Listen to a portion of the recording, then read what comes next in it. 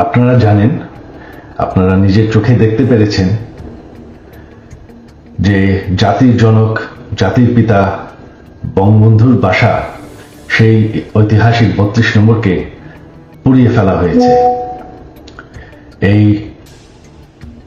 Protester তো বলবো না, এই মব জাতির পিতার বাসাকে পুড়িয়ে ফেলায়।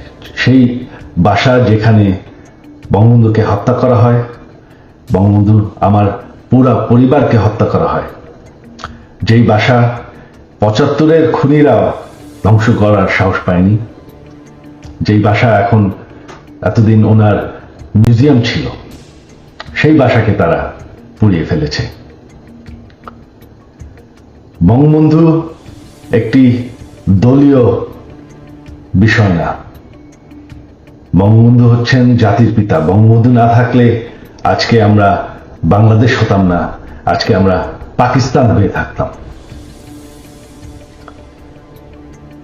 আপনারা জানেন সামনে 15ই আগস্ট, সেই কালো রাত, যেই রাত্রে বঙ্গবন্ধু এবং আমার পরিবারকে হত্যা করা হয়।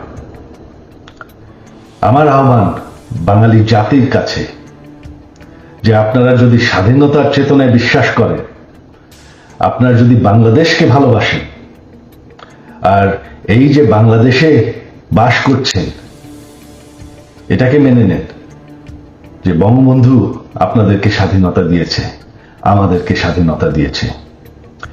এই 15ই আগস্ট আমার আহ্বান আপনাদের প্রতি, শান্তিপূর্ণভাবে ৩২ নম্বরে গিয়ে ফুল দিয়ে আসবেন, দোয়া করবেন বঙ্গবন্ধুর জন্য, স্বাধীনতার চেতনার জন্য এবং আমার পরিবারের জন্য।